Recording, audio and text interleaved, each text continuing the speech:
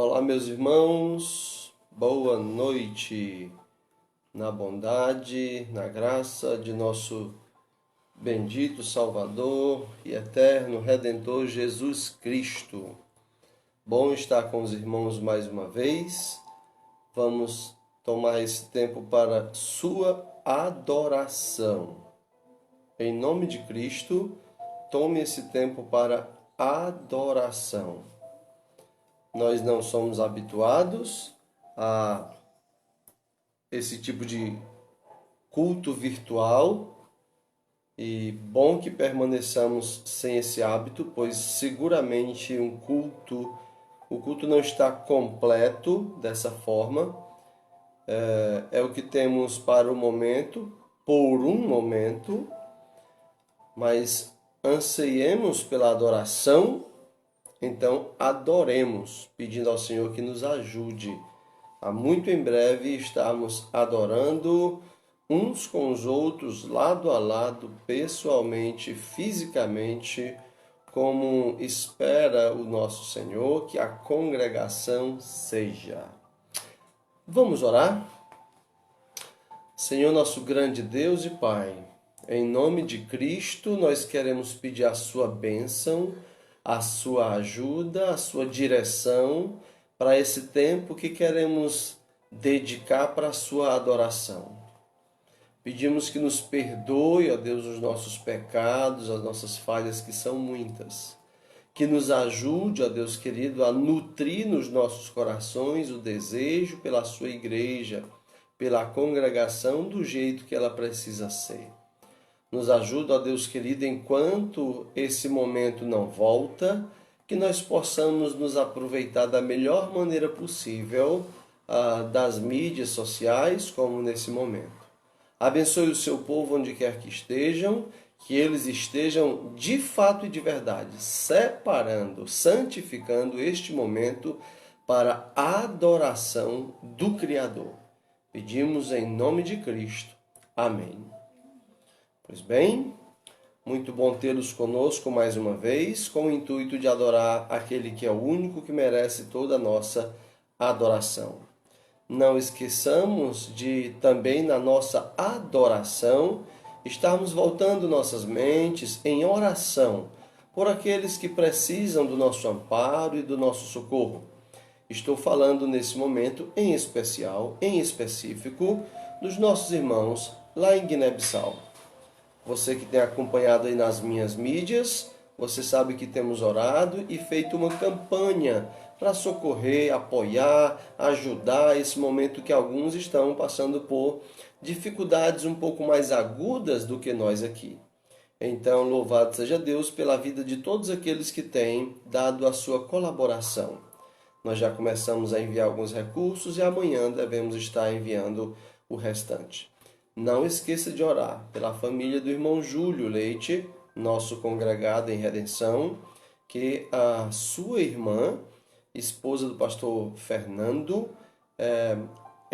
antes de ontem, ela ficou viúva, pois aquele servo do Senhor foi chamado para encontrar-se com o nosso Senhor. Então oremos por aquela família, que o Senhor conforte, console, supra as necessidades. Amém? Não esqueça disso. Então vamos adorá-lo com algumas canções. Uma delas, uma primeira que eu gostaria de cantar, é uma lembrança a respeito... é uma lembrança em tantos aspectos. É uma lembrança da bondade do Senhor, é uma lembrança do que Ele é para nós, do que nós somos para Ele. É uma lembrança do início dos trabalhos por onde a gente passa e é uma excelente música de adoração. Amigo de Deus, vamos cantar esse cântico. Se você acompanha com o livrinho de coros, é o número 230. E por favor, é um momento de verdade de adoração. Então, espero que você tenha se organizado, o seu ambiente, onde você está, para não distrair sua atenção com nada. É momento de adoração. Nós estamos perante o Senhor para adorá-lo. Não estamos no prédio da igreja, mas estamos como igreja perante aquele que adoramos como igreja. Leve isso a sério. Vamos adorá-lo.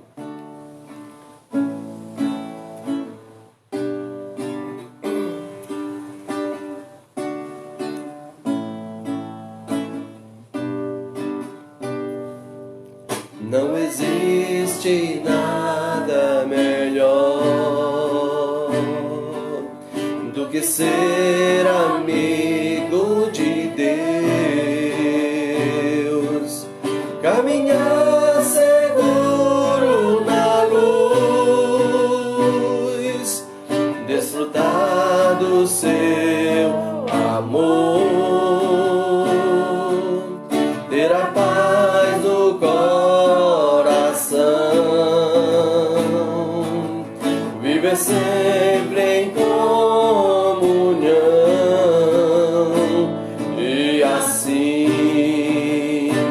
perceber a grandeza do poder de Jesus, meu bom pastor. É verdade, não existe nada melhor. Não existe nada melhor do que ser amigo de Deus e caminhar seguro na luz e desfrutar do seu amor e ter a paz do coração e viver sempre em comunhão e assim perceber a grandeza do poder de Jesus, meu bom pastor, e ter a paz do coração e viver sempre em comunhão e assim perceber a grandeza do poder de Jesus, meu bom pastor. De quem? De Jesus, meu bom pastor. Amém.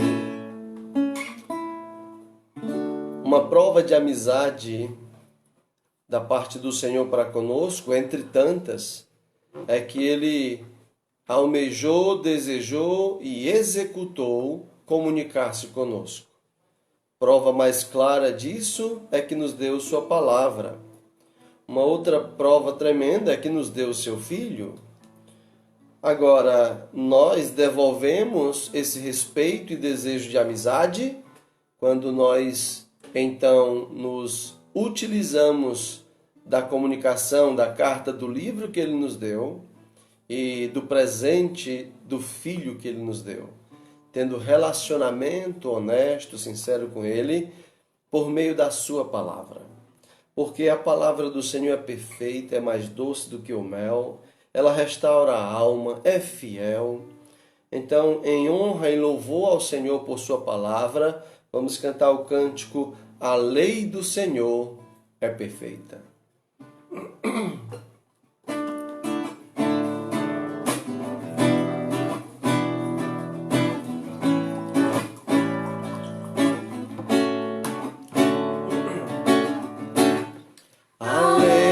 Senhor é perfeita e restaura a alma. O testemunho do Senhor é fiel e dá sabedoria aos simples seres. São mais desejáveis do que o ouro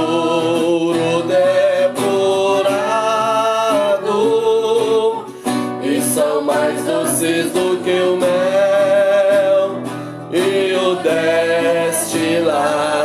os favos são mais desejáveis do que o ouro depurado, e são mais doces do que o mel e o destilar dos favos. Os preceitos do Senhor são retos e alegram o coração. O mandamento do Senhor é puro, ilumina os olhos, são mais desejáveis do que o ouro depurado, e são mais doces do que o mel e o destilar dos favos, são mais desejáveis do que o ouro depurado, e são mais doces do que o mel e o destilar dos favos. O temor do Senhor é límpido e permanece para sempre. Os juízos do Senhor são verdadeiros e todos igualmente justos, são mais desejáveis do que o ouro depurado, e são mais doces do que o mel e o destilar dos favos, são mais desejáveis do que o ouro depurado, e são mais doces do que o mel e o destilar dos favos, são mais doces do que o mel e o destilar dos favos. Amém. Gostaria de dar alguns anúncios antes de irmos para o momento onde vamos desfrutar dessa palavra perfeita e mais doce do que o mel. Se você se interessa em participar de projetos missionários, fale comigo e venha fazer parte do Lusofonia. É um projeto missionário lançado mês passado, no qual queremos cooperadores para que possamos avançar com projetos missionários para os países lusófonos, ou seja, os países de fala portuguesa. Vamos lançar luz na lusofonia. Então, temos um projeto aí, temos um grupo no WhatsApp, 30 e tantas pessoas até o momento, querendo participar deste projeto. Aliás, participando desse projeto. Se lhe interessa também participar, seja bem-vindo, vamos juntos conosco fazer esta palavra chegar mais longe. Um outro aviso é a respeito de uma transmissão ao vivo, uma live missionária que nós estamos planejando, treinando, organizando para o próximo sábado, muito provavelmente à noite. Vou fixar o horário durante a semana, mas muito provavelmente à noite iremos estar fazendo uma transmissão ao vivo, uma live missionária chamada Missio Musical. Vamos cantar algumas músicas de missões, vamos ter relatórios de missionários, meditação e muita música boa de adoração ao Senhor, pensando na projeção da obra missionária. Por favor, se organize de forma que nesse sábado, então, você possa adorar o Senhor conosco nessa transmissão, ok? Creio que esses são os avisos que eu tenho. Continuemos orando. Se você precisa de apoio do seu pastor, não deixe de clamar. Tanto os irmãos aí de Redenção como de Acarape aqui do Timbó e ali do Vila. E temos orado por vocês e tentado ir na medida das necessidades, tentando protegê-los e nos proteger. E o Senhor tem abençoado. Louvo a Deus pela vida dessas igrejas, que apesar de todas as nossas falhas, minhas e vossas, as nossas falhas, o Senhor tem abençoado e essas igrejas têm sido fiel nos seus recursos, podendo inclusive socorrer outros à nossa volta mais perto e também a alguns mais longe. Louvamos a Deus por isso, cresçamos em fidelidade. Passemos então para o momento onde queremos honrar a palavra de Deus, ensinando ela e aprendendo a respeito dela.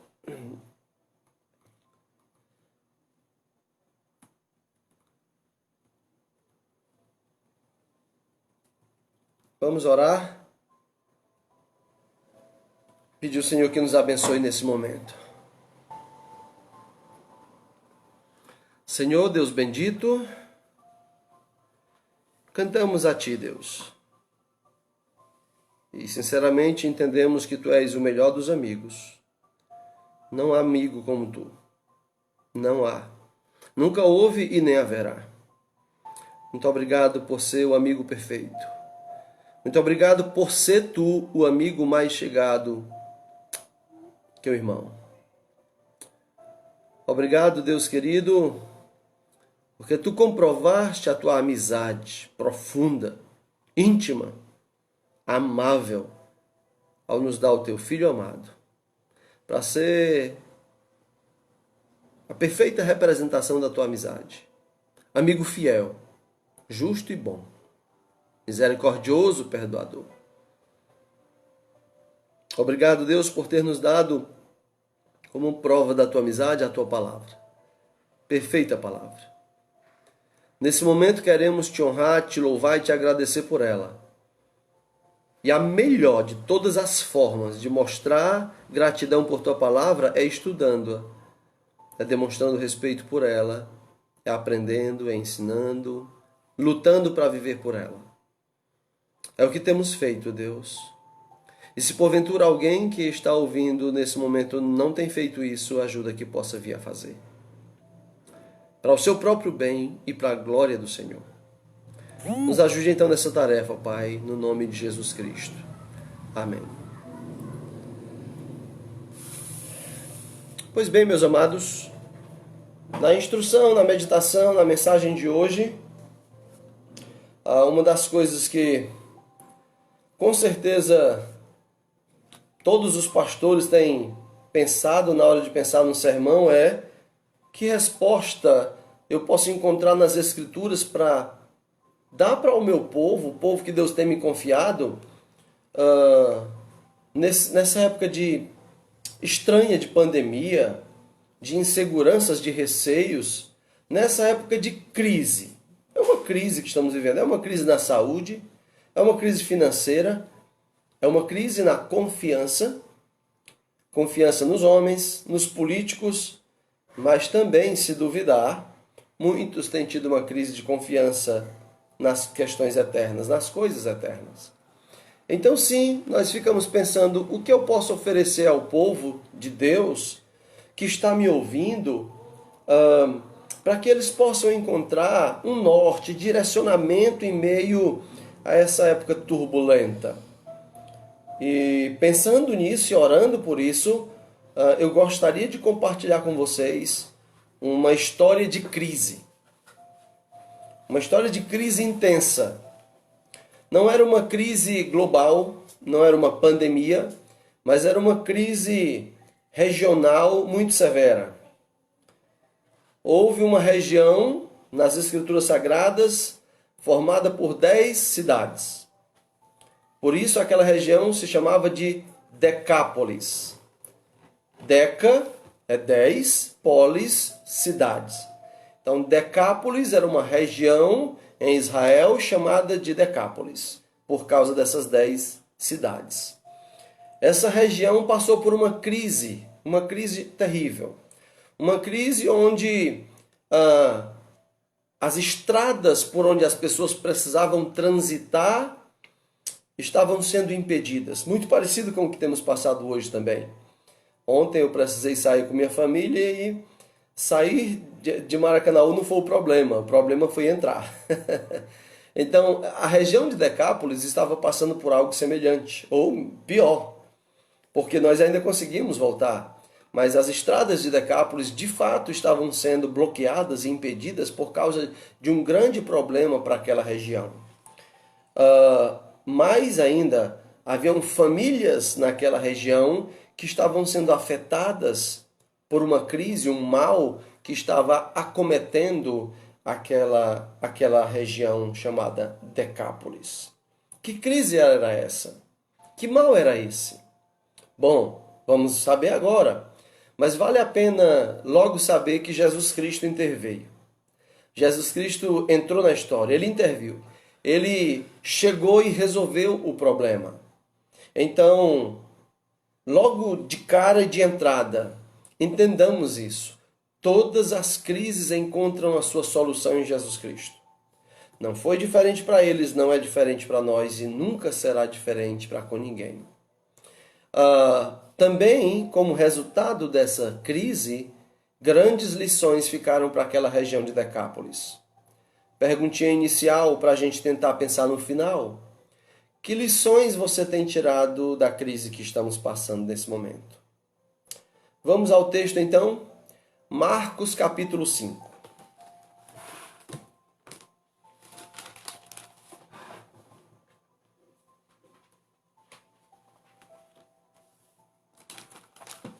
Marcos capítulo 5. O irmão José está dizendo que na casa dele já caiu 2 vezes o sinal. Aqui não caiu nenhuma vez, então possivelmente seja lá mesmo, irmão José. Será que não? Vou continuar por aqui. Marcos capítulo 5.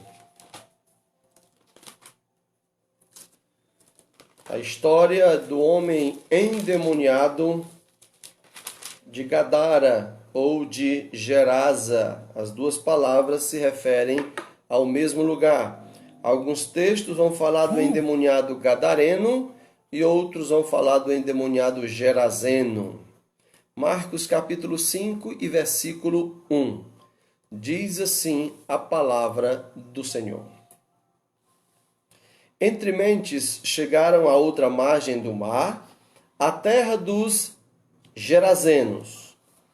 Ao desembarcar, logo veio dos sepulcros ao seu encontro um homem possesso de espírito imundo, o qual vivia nos sepulcros e nem mesmo com cadeias alguém podia prendê-lo. Porque tendo sido muitas vezes preso com grilhões e cadeias, as cadeias foram quebradas por ele e os grilhões despedaçados, e ninguém podia subjugá-lo. Andava sempre, de noite e de dia, clamando por entre os sepulcros e pelos montes, ferindo-se com pedras.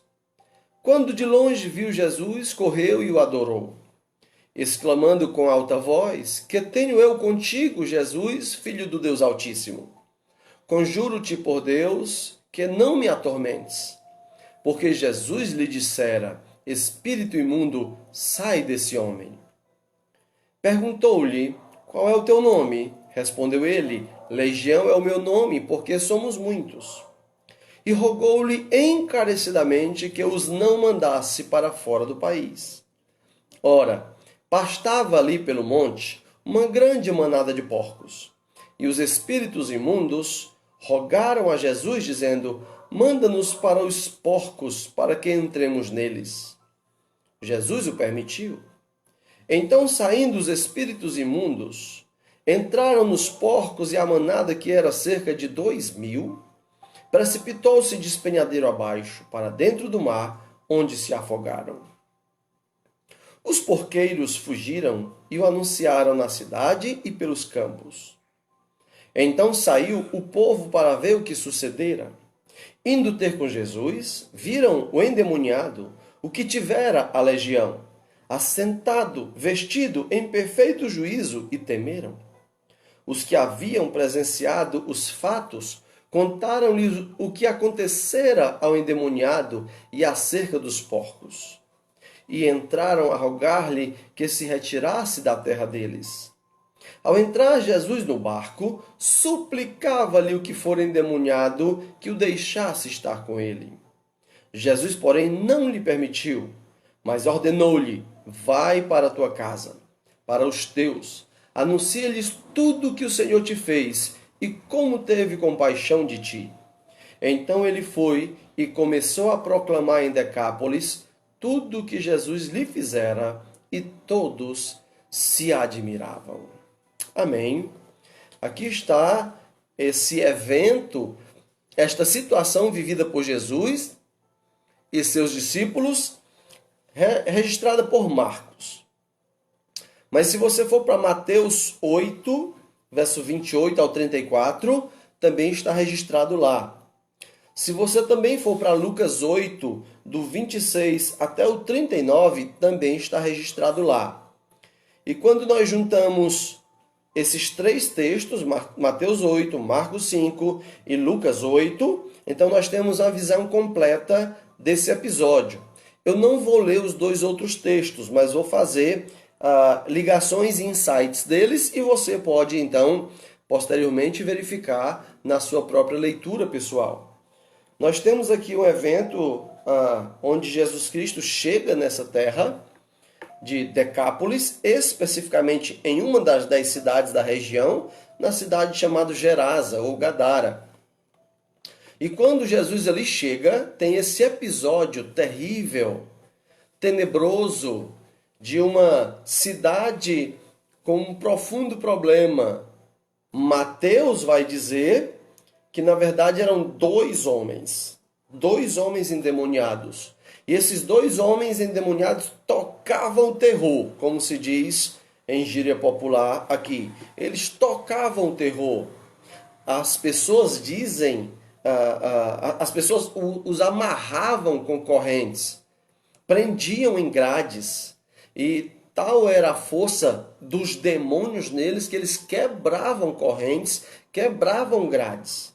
E as pessoas não conseguiam ter acesso às estradas por causa desses homens. Essas informações estão em Mateus e em Lucas.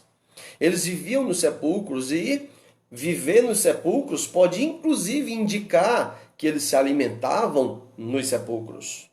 O que não seria estranho, né? Mas imagina a grotesca coisa que é se alimentar nos sepulcros. O que é que tem em sepulcros? Corpos, né? Gente morta. Mas esses homens estavam endemoniados.